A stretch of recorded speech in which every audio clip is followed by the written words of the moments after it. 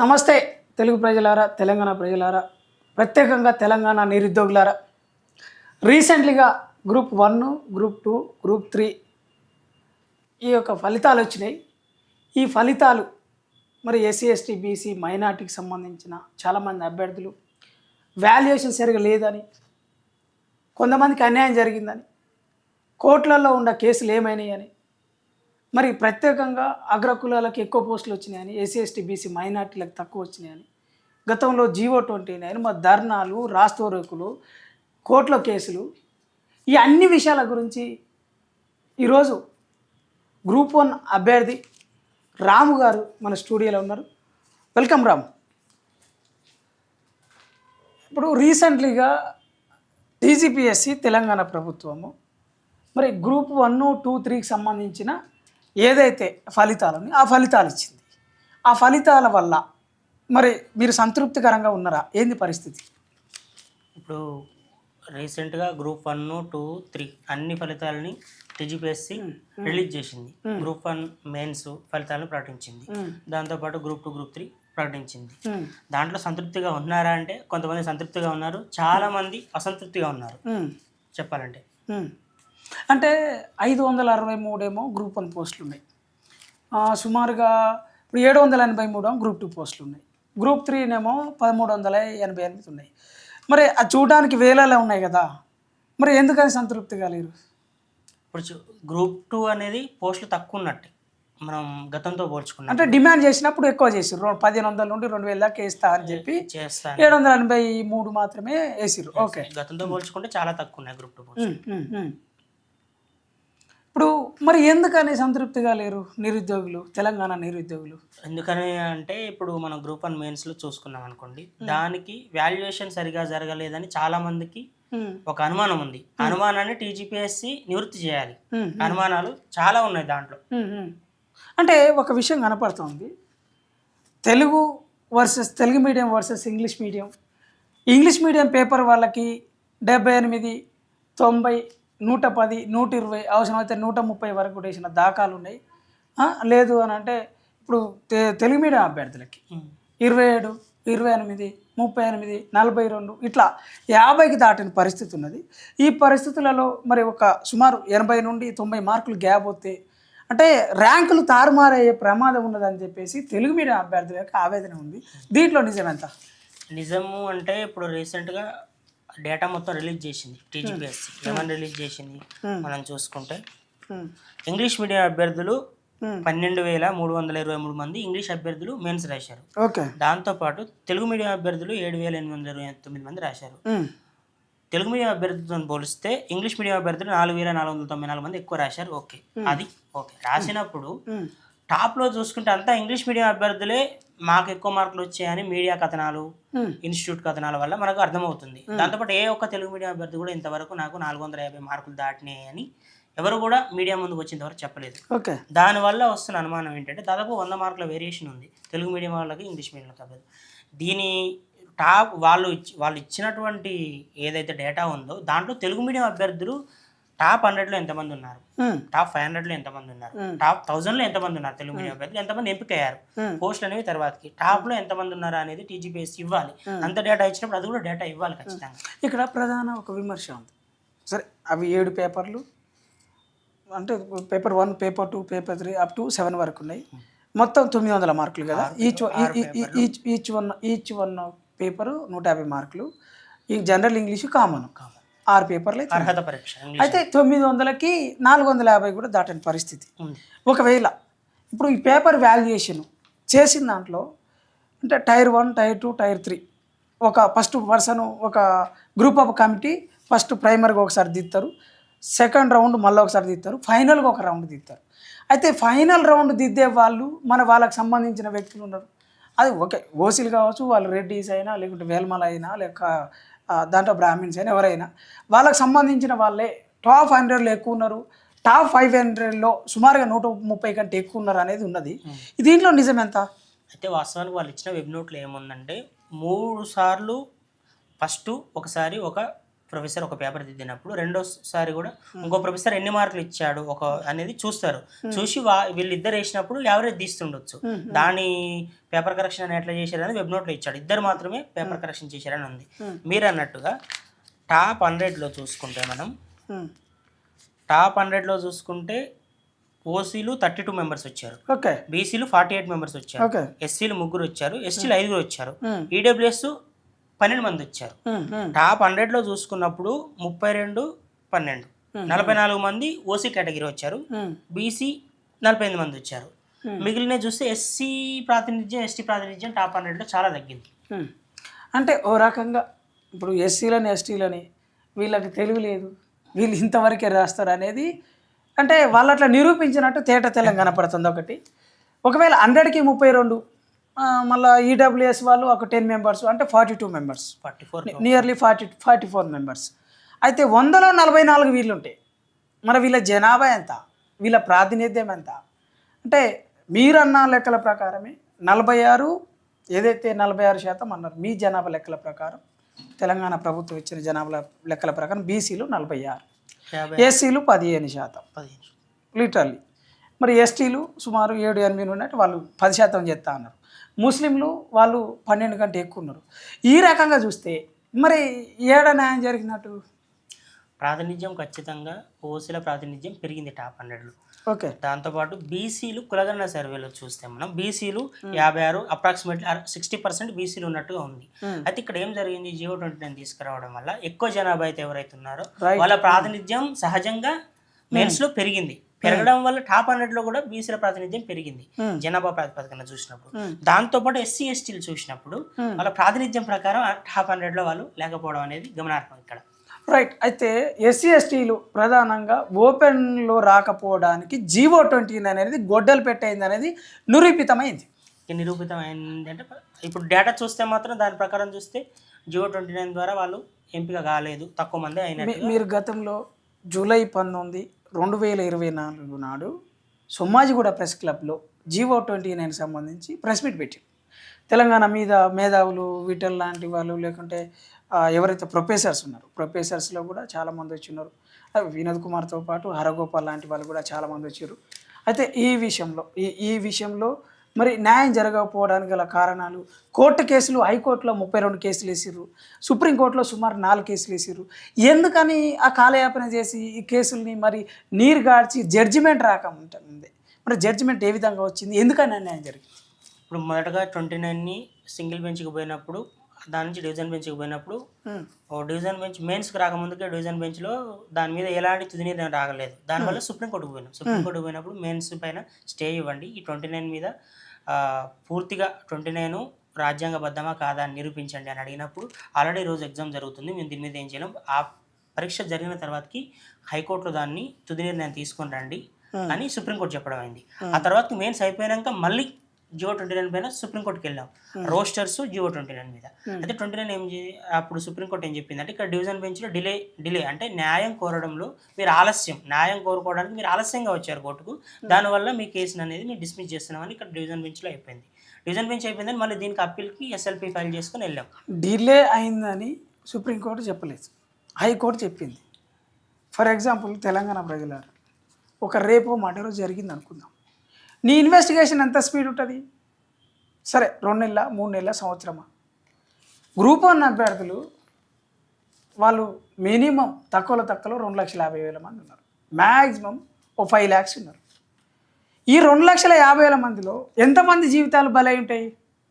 వాళ్ళు 10-15 సంవత్సరాలు ఆకలి నిద్రలు మాని, కారం పొడి మామిడికాయ పచ్చడితో తిని, కంట్రోల్ బియ్యంతో తిని వాళ్ళ జీవితాలన్నీ చిన్నాభిన్నం చేసుకున్నారు కదా. గత ప్రభుత్వం 10 సంవత్సరాలు వాళ్ళ గోస మొత్తం వాళ్ళ కన్నీళ్ళు చెవి చూసింది కదా.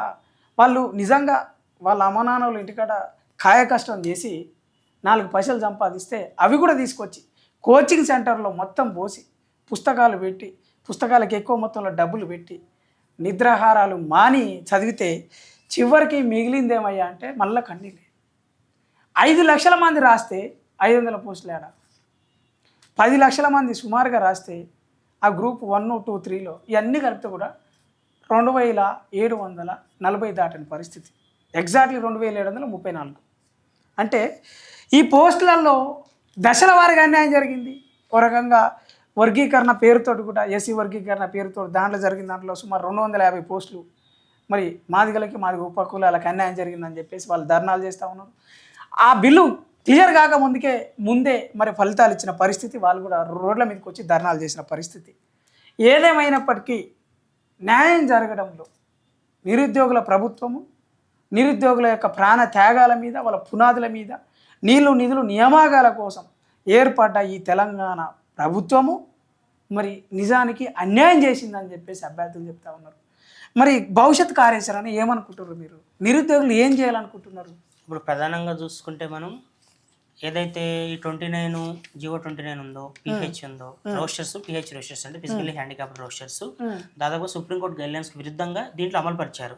దాన్ని మార్చాలని కూడా మేము సుప్రీంకోర్టుకి వెళ్ళినాం. ఇది రెండు ఏ కారణం చేత డిస్మిస్ అయింది? ఫస్ట్ డివిజన్ బెంచ్ ఇక్కడ హైకోర్టులోనే ఆలస్యం కారణంగా మీరు రావడం ఆలస్యమైంది కాబట్టి ఇక్కడ డిస్మిస్ చేస్తామని చేశారు.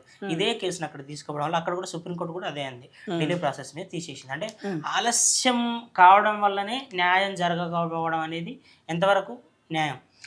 నేను సుమారు 32 ఆ కేసులో ఎక్స్ప్లెయిన్ చేసిన. మిస్టర్ అశోక్ కుమార్ అని 14%, వీళ్ళన్న డిలే అన్నారు కదా, డిలే కాదు, వితిన్ 20 డేస్లో కేసు పడ్డది. అది కావాలని పని కట్టుకొని ఆ కేసును డిలే చేసి నీరు గార్చారు. అయితే వీళ్ళు చూపెట్టింది 2 నెలల తర్వాతకి రిజిస్టర్ అయిన case, that only so particular case, దానివల్ల డిలే అయిందని చెప్పేసి వాళ్ళు చూపెట్టే ప్రయత్నం చేశారు. బట్ జనరల్గా మనం జనాలు ఏం చేస్తారు, ఏం నమ్ముతారు మేధావులు కూడా అంటే సమాజంలో justice delay, justice denied, justice worried, justice worried. అంటే న్యాయం చేయడంలో ఆలస్యం ఎంత, న్యాయం ఆలస్యం కావడం వల్లనే ఈ న్యాయం ధర్మం ఏదైతే ఉందో కాలరాయబడ్డది అనేది నిజంగా తేటతెల్లం అవుతుంది కదా. ఎంతవరకు ఇంకెంతకాలం అని నిరుద్యోగుల్ని నీరు గార్చడంలో, వాళ్ళని కన్నీళ్ళు పెట్టడంలో మరి ఏ ప్రభుత్వం వచ్చినా న్యాయం చేయకపోవడానికి గల కారణాలు చాలా ఉన్నాయి. మరి ఒక రకంగా నిరుద్యోగులే భవిష్యత్తున తెర వెనకాలన నిరుద్యోగుల గోసలు పడలేకనే రాష్ట్రంలో ఒక ఉన్మాదులుగా, అసాంఘిక కార్యకలాపాలు చేసేవారిగా, నక్సలైట్లుగా, మావోయిస్టులుగా మారిన చరిత్ర తెలంగాణలో ఉన్నది.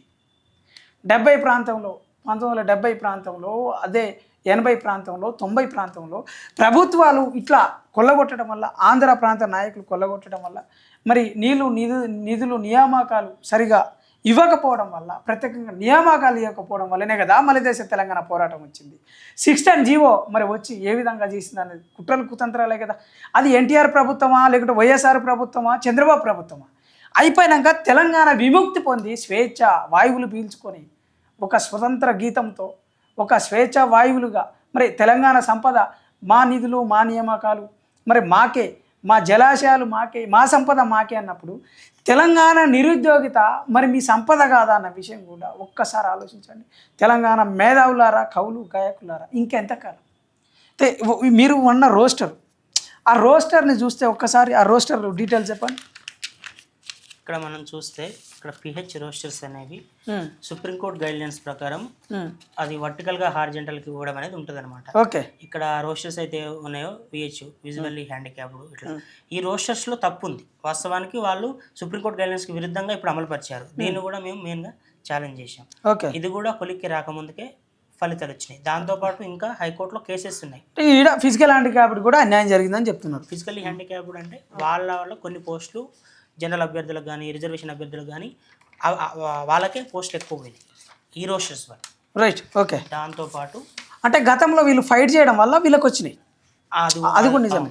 రైట్, గతంలో ఫైట్ చేసారు. ఇంకొక విషయం ఏంటంటే మనకు ఇప్పుడు ఈడబ్ల్యూఎస్, ఎస్టీ కేసులు కూడా హైకోర్టులో ఉన్నాయి. ఇప్పుడు ఈడబ్ల్యూఎస్ ఏదైతే ఉందో మనకు సుప్రీంకోర్టు ఏమని చెప్పింది, ఓవరాల్ 50%, ఇక్కడ ఉన్న ఎక్కడైతే 50% ఉందో దీంట్లో 10% మాక్సిమం ఇచ్చుకోవచ్చు, 10% ఇవ్వాలని చెప్పలేదు సుప్రీంకోర్టు.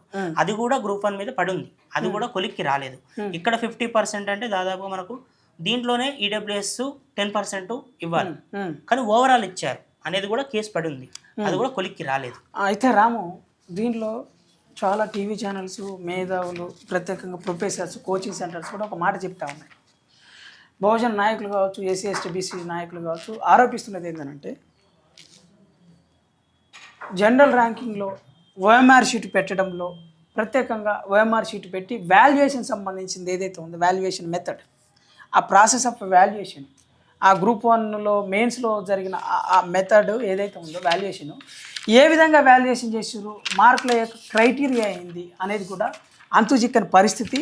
మరి ఒరిజినల్ ర్యాంకింగ్ ఏదైతే ఉందో అది పెట్టకపోవడానికి ఓఎంఆర్ షీట్ ఎందుకు పెట్టలేదు, ఆ వాల్యుయేషన్ ప్రాసెస్ ఏదైతే ఉందో మరి ఇట్లా ఇన్ని పేజీలో ఇన్ని వచ్చినాయి, ఇన్ని మార్కులు వచ్చినాయి, పలానా వ్యక్తికి ఎన్ని వచ్చినాయి, రాముకి ఎన్ని వచ్చినాయి, సురేష్కి ఎన్ని వచ్చినాయి, నరేష్కి ఎన్ని వచ్చినాయి, పలానా రాకేష్కి ఎన్ని వచ్చినాయి అన్న విషయం ఎందుకు చెప్పలేదు? అంతే. ఇప్పుడు గ్రూప్ 1లో ఏమైందంటే వాళ్ళు వాల్యుయేషన్ ప్రక్రియ ఏ విధంగా జరిగింది, ఇంగ్లీష్కి సంబంధించి అర్హత పరీక్ష ఉంది కదా, దాంట్లో 33 మంది ఓవరాల్ భారతదేశంలో ఉన్నటువంటి ప్రొఫెసర్లను కానీ మేధావులను కానీ తీసుకొచ్చి దిద్దిపించారని చెప్పారు. General essay 57 members, okay, history and culture 26 members, geography 26, Indian society 22, constitution 25. ఆ విధంగా ఉంది. మనకు Telangana movement and state formation 40 members. ఈ పేపర్ దిద్దడానికి ఎక్కడి నుంచి తీసుకొచ్చారు ప్రొఫెసర్స్? తెలంగాణ ఉద్యమం అనేది మనకు సహజంగా తెలంగాణ ఉన్న వాళ్ళకి ఎక్కువగా ఆ పేపర్ అనేది అర్థమవుతుంది, దాని నేపథ్యం వాళ్ళకి తెలిసి ఉంటుంది. ఈ 40 మెంబర్స్ మనకు సంబంధించిన వాళ్ళు దిద్దితే కొంచెం ఏమంటే పేపర్లో వాస్తవాలు అన్నీ చూసి మార్కులు వేయడానికి ఎక్కువ అవకాశం ఉంటుంది. ఇవంటే హిస్టరీ, జనరల్, ఇదంతా ఓవరాల్ భారతదేశం నుంచి అన్ని యూనివర్సిటీ నుంచి తెచ్చామనేది వెబ్ నోట్లో మనకు టీచర్స్ ప్రకటించింది. దీంతో పాటు తెలుగు మీడియం అభ్యర్థులు ఎంతమంది, ఇంగ్లీష్ మీడియం అభ్యర్థులు అనేది అది తేవాలి. అర్హత పరీక్షను ఇంగ్లీష్గా పెట్టారు. మనది తెలంగాణ ఏంది, అధికార భాష తెలుగు భాష. తెలుగు భాష అయినప్పుడు అత్యున్నతమైనటువంటి ఉద్యోగాలలో ఖచ్చితంగా తెలుగు అనే భాష కూడా అర్హత పరీక్షగా పెట్టాలి, ఖచ్చితంగా పెట్టాలి, 100% పెట్టాలి. దానికోసం కూడా ఎంతోమంది పోరాటాలు చేస్తే కూడా తెలుగు అనేటటువంటి మాధ్యమమే మనకి ఇప్పుడు గ్రూప్ 1లో పోయింది. ఎందుకంటే ఇంగ్లీష్ మీడియం వాళ్ళు ఎక్కువ మంది సెలెక్ట్ అయ్యారు. వాళ్ళకి మినిమం తెలుగులో అనేది అవగాహన ఉండాలి. ఇప్పుడు ఎంపీడీఓలు, డిఎస్పీలు, కలెక్టర్లు ఉంటారు, వాళ్ళకి ఏదైనా వినతి పత్రాలు మన భాషలోనే ఇస్తారు. నేను బయట చూసిన గౌరవనీయులు రాష్ట్ర ముఖ్యమంత్రి గారు యనమల రేవంత్ రెడ్డి గారు యూపీఎస్సీ రాసే దాంట్లో కలెక్టర్లు అంటే ఐఏఎస్లు, ఐపీఎస్లు, ఐఎఫ్ఎస్లు తయారయ్యే దాంట్లో మా తెలుగు సబ్జెక్ట్ కూడా ఒక ఎలిజిబిలిటీ అర్హత పరీక్ష పెట్టాలనేది ఒక ఇంటర్వ్యూలో విన్నా.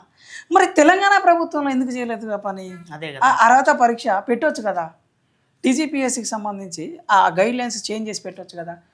ఒకనొక దశలో మూమెంట్ జరుగుతున్నప్పుడు సరే సెక్రటేరియట్ ముట్టడి అప్పుడు, అశోక్ నగర్ అట్టడుగుతున్నప్పుడు, మన దిల్సుఖ్ నగర్ రోడ్లు మొత్తం ఎక్కడికక్కడ బంద్ చేసి బారికేడ్లు పెట్టి మరి పోలీసులు నిర్బంధం చేసి అరెస్ట్ అవుతున్నప్పుడు కూడా ఇంత గోస తెలిసిన వాళ్ళు తెలంగాణ నిరుద్యోగులకి న్యాయం చేయాలనేది కూడా ఉండాలి కదా. ప్రధానంగా దీంట్లో తప్పుల తడక, టీజీపీఎస్సీ లోపాలు, మరి దీనిలో పారదర్శకత లోపం, మరి జనరల్ ర్యాంకింగ్ పెట్టడంలో, లేకుంటే ఓఎంఆర్ షీట్ పెట్టడంలో, మూల్యాంకనం చేయడంలో, వాల్యుయేషన్ చేయడంలో కూడా చాలా తప్పిదాలు ఉన్నాయి అన్నది విషయం కూడా తేటతెల్లమవుతా ఉన్నది. ఏదేమైనప్పటికీ ఇప్పటికీ సరే ఎట్లే ఉన్నా ఒక 2700 మంది సాటిస్ఫై కావచ్చు. మరి మిగతా 30 లక్షల మంది పరిస్థితి అంటే ఎప్పుడైనా పోటీ ఇట్నే ఉంటుంది. మరి ఈ విధంగానే బాధలు ఉంటాయని మాత్రం అనొద్దు. నిరుద్యోగులు కూడా ఏం కోరుకుంటారు అంటే పారదర్శకంగా చెప్పండి, ఫలానా పేరు ఇది, వీళ్ళకి ఇన్ని మార్కులు వచ్చినాయి, ఇట్లా దిద్దినాము, ఈ ప్రాసెస్లో ఇన్ని వచ్చినాయి అని చెప్తే అయిపోతుంది కదా. ఈ ఆర్డర్ వైజ్ ఫలానా వ్యక్తికి, ఫలానా కులానికి, ఫలానా మతానికి, లేకుంటే ఫలానా ఏరియాలో ఫలానా అంటే మహిళలు జెండర్ వ్యారీగా మరి వాళ్ళకి ఇంత వచ్చినాయి అని చెప్తే ఏం పోతుంది. అట్లా చెప్పకుండా ఇది రహస్య ఎజెండాగా మారడం వల్ల ఇప్పుడు గ్రూప్ 1 మెయిన్స్ ఆల్మోస్ట్ రాము ఇప్పుడు దిద్దే దగ్గర ఆయన పక్షపాతం ఉంటుంది అంటారా? పక్షపాతం అంటే అది మనం చెప్పడానికి ఉండదు. పక్షపాతం అంటే డేటాలో చూస్తే మాత్రం కొంత మనకు ఆ డేటా ప్రకారం అయితే కొన్ని వర్గాలకు అన్యాయం జరిగింది అనేది ఇక్కడ తేడా అంటే కనపడుతుంది క్లియర్గా. ఇంగ్లీష్ వాళ్ళకి ఎక్కువ వచ్చినాయి, తెలుగు వాళ్ళకి తక్కువ వచ్చినాయి, సుమారు 70-80 మార్కులు చాలా గ్యాప్ వచ్చిందని. అంటే ఇంగ్లీషు శంఖంలో పోతే నీళ్ళు శంఖంలో పోతే తీర్థం అయినట్టు ఇంగ్లీష్లో ఏం రాసినా మంచిగా అవుతుంది అనేది అంటే మనం ఉంటుంది. అంటే తెలుగులో తెలుగులో కూడా ఎఫెక్టివ్గా రాయగలుగుతారు కదా. వాస్తవానికి మనది తెలంగాణలో గ్రూప్ 1 తెలుగులోనే ఆశావాహులు ఎక్కువ మంది ఉంటారు. రైట్, తెలుగులోనే ఎక్కువ మంది ఆశావాహులు ఉంటారు. మారుమూల గ్రామం నుండి వచ్చారు కనుక ఫస్ట్ టైం వచ్చిన ప్రభుత్వ ఉద్యోగులు అంతా ప్రభుత్వ ఉద్యోగులు, సిటిఓలు, ఎస్ఐలు, ఎంఆర్ఓలు, ఎడ్జిటి టీచర్లు, స్కూల్ అసిస్టెంట్ టీచర్లు అందరూ తెలుగులోనే ప్రిపేర్ అయ్యి తెలుగులోనే రాశారు. ఓకే, ఇప్పుడు ఈ ఫలితాలు వచ్చినాయి, పరిష్కార మార్గం ఏంటంటే ఏం ఆపే ప్రసక్తి ఉందా? ఏం చేయబోతారు?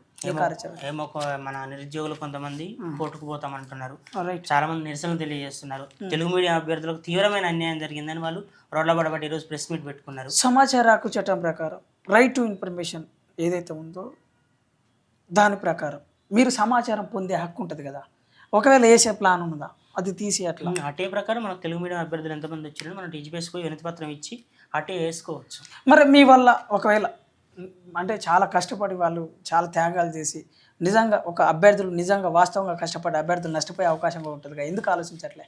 ఇప్పుడు నష్టపోయినట్టే కదా, తెలుగు మీడియం అభ్యర్థులు 100% నష్టపోయినట్టే. ఓకే. ఎక్కువ మంది ప్రిపేర్ అయ్యేది ఆశావాహులే తెలుగు మీడియం ఉంటారు. తెలంగాణ ప్రభుత్వం టీజీపీఎస్సీ కూడా ఒకవేళ ఇంగ్లీష్ మీడియం వాళ్ళకి సివిల్స్ కూడా ఆగొట్టుకుంటారు కదా, వాళ్ళకి సివిల్స్ అవకాశం ఉంది, ఐఎఫ్ఎస్ రావచ్చు, ఐపీఎస్ వస్తుంది. లేకుంటే ఇండియాలో ఉండే టాప్ 30 దాంట్లో క్యాడర్ 1 సర్వీసెస్ ఉంటాయి, సివిల్ సర్వీసెస్లో గ్రూప్ 1, 2, 3 క్యాడర్ సర్వీసెస్ ఉంటాయి. దాంట్లో లీగల్ సర్వీసెస్, ఎకనామికల్ సర్వీసెస్, ప్రొటెక్షన్లో లేకుంటే నేవీకి సంబంధించిన ఎన్విరాన్మెంటల్ సంబంధించిన సర్వీసెస్ చాలా ఉంటాయి కదా, వాళ్ళకి అవకాశం ఇవ్వచ్చు. వాళ్ళు నిజంగా ఐబీ ఎగ్జామ్స్ లాంటివి కూడా చాలా రాస్తారు. వాళ్ళకి అవకాశాల కంటే తెలుగు మీడియం వాళ్ళకి నిజంగా మట్టి పొత్తిళ్ళ నుండి పల్లెటూర్ల నుండి చాలా ఉద్యమాలు చేసిన నేపథ్యం, యూనివర్సిటీలలో సంవత్సరాల తరబడి దశాబ్దాల వరకు చదువుకున్న యువత ఉన్నది, తెలంగాణ యువత ఉన్నది. నిజంగా వాళ్ళకి అవకాశం ఇస్తే బాగుంటుంది అనేది కూడా తెలంగాణ నిరుద్యోగులు, తెలంగాణ నిరుద్యోగ జాక్ నుండి కూడా రిక్వెస్ట్ చేస్తూ ఉన్నారు. ఫైనల్గా మీ డిమాండ్ ఏంది రాము? ఇంకొకటి ఒక విషయం ఏంటంటే, యూపీఎస్సీకి తెలుగు మీడియం అభ్యర్థులు భయపడి వెళ్ళందే భాషా ప్రాబ్లం. ఆంగ్ల భాషలో మేము వ్యక్తీకరించలేం మా సామర్థ్యాన్ని అని గ్రూప్ 1 వచ్చినప్పుడు అన్ని యూపీఎస్సీ లాంటిది ప్రిపేర్ కావడానికి ఆంగ్ల భాష పరిజ్ఞానం లేకుంటే మా వ్యక్తీకరణ ప్రాబ్లం అవుతుంది అనే కారణంతో గ్రూప్ 1కే ఒక అత్యున్నతమైన సర్వీస్ పొందాలని అందరికీ ఆశ ఉండేది. తెలుగు మీడియం మెయిన్ గ్రూప్ 1 మీదనే ఉంటుంది. అలాంటప్పుడు గ్రూప్ 1లో మరొక నోటిఫికేషన్ కానీ ఈ నోటిఫికేషన్లో కానీ తెలుగు మీడియం అభ్యర్థులకు ఖచ్చితంగా న్యాయం చేయాలి, అర్హత పరీక్ష పెట్టాలి, భవిష్యత్తులో ఖచ్చితంగా అర్హత పరీక్ష పెట్టాలి. తెలుగు మీడియం అభ్యర్థులు ఒక్కరు కూడా 430 మార్కులు దాటినట్టు కూడా ఇంతవరకు కూడా ఒక మీడియా కథనం లేదు, ఒక అభ్యర్థి కూడా నాకు దాటినాయి అని రాలేదు. ఇంగ్లీష్ మీడియం వాళ్ళు మాత్రం 530, 540, 550 ఇంకా కొంతమంది 560 కూడా వచ్చినాయని చెప్పుకుంటారు. మీ దగ్గర నుండి కొంతమంది దగ్గర నుండి వచ్చిన ఇన్ఫర్మేషన్ ఏంటంటే, ఇప్పుడు 33 జిల్లాలు ఉన్నాయి కదా, 33 జిల్లాలలో ఆయా జిల్లాలలో డిస్ట్రిక్ట్ అడ్మినిస్ట్రేషన్ సంబంధించిన డిప్యూటీ కలెక్టర్స్ కానీ లేకుంటే డిఎస్పీలు అయినా వగైరా అన్నిట్లలో వాళ్ళకి సంబంధించిన వ్యక్తుల్ని డిస్ట్రిక్ట్ 2-3 పెట్టుకొని ఈ అడ్మినిస్ట్రేషన్ని కోఆర్డినేట్ చేస్తూ ఒక కమాండ్ చేయడంలో ప్రభుత్వం నిర్ణయం తీసుకున్నది లేదనంటే ఆ విధంగా జరగడానికి అవకాశాలు ఉన్నాయని చెప్పేసి చాలామంది ప్రొఫెసర్స్ కావచ్చు, మేధావులు కావచ్చు, నిరుద్యోగుల నుండి చాలామంది ఎక్స్పర్ట్స్ అనేది వాళ్ళు కొన్ని విమర్శలు చేస్తూ ఉన్నారు. దీంట్లో వాస్తవం ఉన్నదా? ఇక ఆరోపణలు చేస్తున్నారు, దాది మనం వాస్తవాలు మన దగ్గర ఉన్నప్పుడే మనం చెప్పడానికి ఉంటుంది. ఆరోపణలు మాత్రం మేధావులు ఉన్నాయి చేస్తున్నారు. ఓకే మిత్రులారా, ఇక తెలంగాణ నిరుద్యోగులకి ఇప్పటికైనా న్యాయం చేయాలి. దీంట్లో కూడా రిజల్ట్స్ పూర్తిగా ప్రకటించినట్టేం కాదు. ఎట్లా అంటే దాంట్లో ఒక పోస్ట్కి 1:2, 1:3 తీయాల్సిన అవసరం కూడా ఉంటుంది. దాంట్లో ఎస్సీ, ఎస్టీ, బీసీ, మైనార్టీకి సంబంధించి ప్రత్యేకంగా వాళ్ళ రిజర్వేషన్ రోస్టర్ని బట్టి కూడా ఉంటుంది. ఒకవేళ గ్రూప్ 1 వాళ్ళు గ్రూప్ 2లో కూడా జాబులు వస్తాయి, మళ్ళీ గ్రూప్ 1, గ్రూప్ 2 వాళ్ళకి కూడా గ్రూప్ 3 జాబులు వస్తాయి. దీంట్లో కూడా సుమారు ఎక్కువ మందికి జాబ్స్ రావడానికి కూడా ఉంటుంది. అంటే ఆ పోస్టులు కూడా మళ్ళీ రాసిన వాళ్ళే రాయడం వల్ల కూడా ఒకరికే 4-5 పోస్టులు, 3-4 పోస్టులు వచ్చే అవకాశం ఉంటుంది. కనుక ఈ 2000 సుమారు 737 అంటే 2750 కాస్త అవసరమైతే దాంట్లోనే డబుల్ అయ్యి ఒక 4000 వరకు కూడా అవకాశాలు వచ్చే ఛాయిస్ కూడా ఉంది. రాము, భవిష్యత్ కార్యాచరణ ఇప్పుడు నిరుద్యోగులు ఉన్నారు, నిరుద్యోగ జాకులు ఉన్నాయి. వాళ్ళు నిజంగా ఒక రకంగా ఇటు మేధావులు, ఇటు ప్రెజర్ గ్రూప్స్ అంటే సొసైటీలో ఏదైతే ఒత్తిడి తెచ్చే సంఘాలు ఉంటాయి, అవి మహిళా సంఘాలు కావచ్చు, ఉద్యమ సంఘాలు కావచ్చు, విద్యార్థి నాయకత్వం కావచ్చు, అంటే నాయకత్వంలో నిరుద్యోగ నాయకత్వం కావచ్చు, చాలామంది మరి ఈ నిరుద్యోగులకు అండగా ఉన్నారు. మరి ఈ నిరుద్యోగులు భవిష్యత్ కార్యాచరణ ఈ ప్రభుత్వ డిమాండ్ చేయడంలో, ప్రభుత్వాలు ఎక్కువ ఉద్యోగాలు వేయడం అని డిమాండ్ చేయడంలో మీ కార్యాచరణ ఏంటి? ఇప్పుడు భవిష్యత్ కార్యాచరణ విషయానికి వస్తే కాంగ్రెస్ ప్రభుత్వం వచ్చినాక ఎస్సీ క్లాసిఫికేషన్ చేస్తుంది.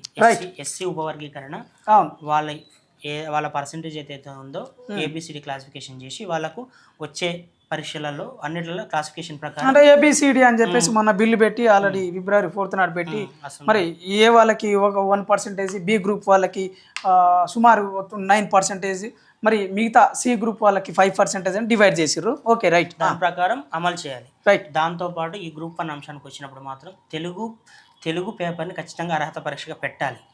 దానితో పాటు ప్రిలిమ్స్లో ఇప్పుడు GO 29 అనేది ఉంది. రైట్. అది రాజ్యాంగబద్ధమా కాదనేది నిరూపితం కాకముందుకే పిహెచ్ రోస్టర్స్ అనేవి ఏవైతున్నాయో అవి మార్చక ముందుకే దాని ప్రకారమే ఫలితాలు ప్రకటించారు. మరి ఇది వైలేషన్ అయినట్టు కదా, Violation all cases are violate అయినట్టే కదా. దాంతోపాటు ఇంకొకటి ఏంటంటే ఈ ఎస్టీ కేసు, ఈడబ్ల్యూఎస్ కేసు అవి కొలిక్కి రాకముందుకే ఫలితాలు ప్రకటించారు. Subject to the final order అని ఉంది ఎస్టీ కేసు. అంటే రాష్ట్రపతి ఉత్తర్వులు లేకుండా నువ్వు 10% పెంచుకున్నావు. What about subject to the final order? Subject to the final order అంటే తుది తీర్పుకి లోబడి మాత్రమే ఫలితాలు ప్రకటించాలి, మెయిన్స్ ఫలితాలు. అది ఆ కేసు ఇంకా తుది తీర్పు రాకముందుకే ఫలితాలు ప్రకటించాలి. అంటే ఓ రకంగా ఏ ప్రభుత్వం అయినా వాళ్ళ యొక్క పంతాన్ని నెగ్గించుకోవడం కోసం, వాళ్ళు ఇచ్చిన నోటిఫికేషన్ రైట్ అని చెప్పుకోవడం కోసం జీవో 29 సబ్బండ వర్గాల యొక్క హక్కులని, వాళ్ళ యొక్క రిజర్వేషన్స్ని కాలరాస్తున్నప్పటికీ కూడా మరి నిజంగా మొండిగా మరి బల ప్రదర్శన చేసైనా ప్రభుత్వాలు నిజంగా నిరుద్యోగుల మీద దాడి చేసైనా, జైల్లో పెట్టైనా, వాళ్ళ రక్తాన్ని కళ్ళ చూసైనా మీ నిరుద్యోగులు వినండి, మేము ఇస్తాం, తీసుకోండి, మీ ఇచ్చినంత వరకే తీసుకోండి, మీ చెప్పింది వినాలని ఆ దౌర్జన్యపూరితమైన ప్రభుత్వ నిర్ణయాలు మరి పథకాలు అనేవి చాలా ప్రాణ సంకటంగా మారిందన్న విషయం కూడా గుర్తించాలి. అయితే దీంట్లో మరి ఇంకేమన్నా డిమాండ్స్ ఏమైనా ఉన్నాయా? అదొకటి. దాంతోపాటు ఈ జాబ్ క్యాలెండర్ అంటున్నారు. రైట్, చట్టబద్ధమైన జాబ్ క్యాలెండర్ రిలీజ్ చేసి ఆ జాబ్ క్యాలెండర్ ఉంటే ఏమైందంటే నిరుద్యోగులు చదవాలా వద్దా, ఎంత టైం కేటాయించుకోవాలి మేము అనేది ఒక సిట్ రేట్ అయిపోయి ప్రిపరేషన్ మొదలు పెడతారు. జాబ్ క్యాలెండర్ లేకుంటే ఎప్పుడు నోటిఫికేషన్స్ వస్తాయో తెలియదు, ఒక ఆగమ్య గోచరంగా ఉంటుంది పరిస్థితి. లైక్ యూపీఎస్సీ మోడల్ ఖచ్చితంగా యూనియన్ పబ్లిక్ సర్వీస్ కమిషన్ ఏదైతే ఉంటుందో 1 year క్యాలెండర్ ముందే చేస్తుంది. అది ఐఎఫ్ఎస్ సంబంధించి అయినా లేదు అని అంటే సపరేట్గా, అంటే సివిల్స్ ఒక క్యాలెండర్లో ఐఏఎస్, ఐపీఎస్, ఐఎఫ్ఎస్, దాంట్లో అంటే ఇంజనీరింగ్ సర్వీసెస్ సపరేట్ ఉంటాయి. అంటే కొన్ని ఆ క్యాలెండర్ ముందే వేయాలని చెప్తాను, ముందే సంవత్సరం. ఇంకోటి ఏంటంటే జాబ్ క్యాలెండర్ ప్రకారం జాబ్ క్యాలెండర్ ఇచ్చి అన్ని ఇప్పుడు ప్రభుత్వంలో ఉన్నటువంటి ఎక్కడెక్కడైతే ఖాళీలు ఉన్నాయో అన్నిటిని తీసుకొని దానికి ఆర్థికపరమైన అంశాల ఇచ్చి జాబ్ క్యాలెండర్ ప్రకారం అన్ని నోటిఫికేషన్లు ఇవ్వాలి ముందుగానే. ఇప్పుడు ఫైనల్గా ఒక మాట, ప్రభుత్వాలు తెలంగాణలో 60,000 చెరువులు ఉన్నాయి, సుమారు 64,000. ఫిషింగ్ కల్చర్ చేయొచ్చు కదా, డ్రై పోర్ట్ ల్యాండ్స్ పెట్టవచ్చు కదా. ఈ ట్రయాంగిల్ సర్కిల్లో తెలంగాణలో చాలా అంటే చాలా డెవలప్ చేయొచ్చు. ఈ అగ్రికల్చర్కి సంబంధించిన దాంట్లో చాలా ఇన్నోవేషన్ తీసుకురావచ్చు కదా. ఆర్టిఫిషియల్ ఇంటెలిజెన్స్ వచ్చింది కదా, ఎక్స్పోర్ట్స్ ఇంపోర్ట్స్లో చేయొచ్చు కదా, టెక్స్టైల్ బిజినెస్లో చేయొచ్చు కదా. ఇప్పుడు తెలంగాణ ప్రభుత్వము చాలా అంశాలు నేర్చుకునేది ఉన్నది. ఇప్పుడు ఒక సైడు టెలికమ్యూనికేషన్లో ఆర్టిఫిషియల్ ఇంటెలిజెన్స్ లాంటివి, క్లౌడ్ కంప్యూటింగ్ లాంటివి, అంటే ఇట్లా ఒక ఇన్నోవేషన్స్ వచ్చినప్పుడు చాలామంది నిరుద్యోగులుగా మారే అంటే ఒక పరిస్థితి ప్రయత్నం వస్తూ ఉంటుంది.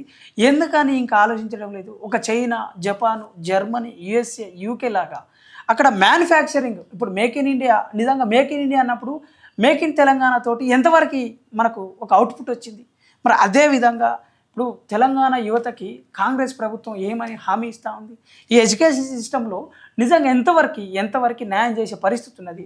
ఇప్పుడు రీసెంట్గా ఆల్రెడీ ఇంటర్మీడియట్ ఎగ్జామ్స్ జరుగుతున్నాయి, 9 లక్షల మంది, డిగ్రీ మళ్ళా లక్షల మంది, పీజీలు లక్షల మంది, ఇంతమంది నిరుద్యోగులు ఇస్తూ ఉంటే మరి ఈ నిరుద్యోగులకి ఒకవేళ అబ్రాడ్కి పంపిస్తే ప్రతి సంవత్సరం ఒక 50,000 మందిని, ఒక 5,000 మందిని పంపిస్తే చాలా ప్రాబ్లమ్స్ సాల్వ్ అవుతాయి కదా రాము. అందరూ ప్రభుత్వ ఉద్యోగాలను ఎందుకు అంటారంటే ప్రైవేట్ రంగంలో ఉద్యోగాలు లభించకపోవడం వల్ల. అదే ప్రైవేట్ రంగంలో ఉద్యోగాలు లభించినప్పుడు ప్రభుత్వ ఉద్యోగాల మీద ఇంత ఒత్తిడి ఉండదు. ప్రభుత్వ ఉద్యోగమైనా అదేనా జీవితం, అదేనా భవిష్యత్తు, ప్రైవేట్ రంగంలో కూడా మా జీవితానికి చాలా అవకాశాలు ఉన్నాయని ఆ ప్రైవేట్ రంగంలో కూడా అనేక ఉద్యోగాలు సృష్టించాలి తెలంగాణ ప్రభుత్వం. ఓకే రాము, నిజంగా క్యూబా లాంటి దేశాల్లో ఒక 1000 మందికి ఒక డాక్టర్ ఉంటాడు. మరి ఇదే తెలంగాణ రాష్ట్రంలో దేశంలో కూడా అట్లా ఎంతమంది ఉన్నారో తెలియదు. 30 మందికి ఒక టీచర్ ఉండాలి. ఇదే తెలంగాణలో ఎన్ని స్కూళ్ళు ఉన్నాయి, ఎంతమంది ఉండాలనేది కూడా తెలుసుకోవాలి. ప్రత్యేకంగా విద్య, వైద్యము, ఆరోగ్యము, సైన్స్ అండ్ టెక్, మరి అగ్రికల్చరు, మరి ఫిషికల్చరు, అదేవిధంగా మైనింగు తదితర చాలా రంగాలు ఉన్నాయి. చాలా రంగాల్లో కావాలనుకుంటే చాలా ఉద్యోగాలు క్రియేట్ చేయొచ్చు. ఒకవేళ క్రియేట్ చేయలేకుంటే అబ్రాడ్లో కూడా క్రియేట్ చేసి అక్కడ ఫ్రీ ఎడ్యుకేషన్ ఇచ్చే స్కాండినేవియన్ కంట్రీస్ లాంటివి ఉన్నాయి, అక్కడ కూడా పంపించడానికి ఆస్కారం ఉంటుంది. ఏదేమైనప్పటికీ ప్రభుత్వం నిరుద్యోగుల పక్షాన, విద్యార్థుల పక్షాన ఆలోచించగలిగితే నిరుద్యోగుల యొక్క ప్రాణ త్యాగాల మీద నిలబడ్డ ఈ తెలంగాణ ప్రభుత్వము నిరుద్యోగుల కోసమే ప్రతి సంవత్సరం సుమారు 25 నుండి 1,00,000 కోట్ల బడ్జెట్ పెట్టడానికి కూడా ముందుకు రావచ్చు. ఎడ్యుకేషన్ మీద, ఎంప్లాయ్మెంట్ మీద, విద్య వైద్యం మీద ఒకవేళ ఫ్రీగా ఇవ్వగలిగితే, ఎక్కువ ఎంప్లాయ్మెంట్ ఇవ్వగలిగితే వాళ్ళకు ఇచ్చేది పెద్ద పెద్ద బహుమతి, అంతకు మించి ఏముండదని చెప్పేసి మా ఏదైతే టీవీ ఛానల్స్, ప్రత్యేకంగా అన్ని టీవీ ఛానల్స్ నుండి, వార్తాపత్రికల నుండి తెలంగాణ ప్రభుత్వాన్ని వేడుకుంటున్నాం. Okay, thank you.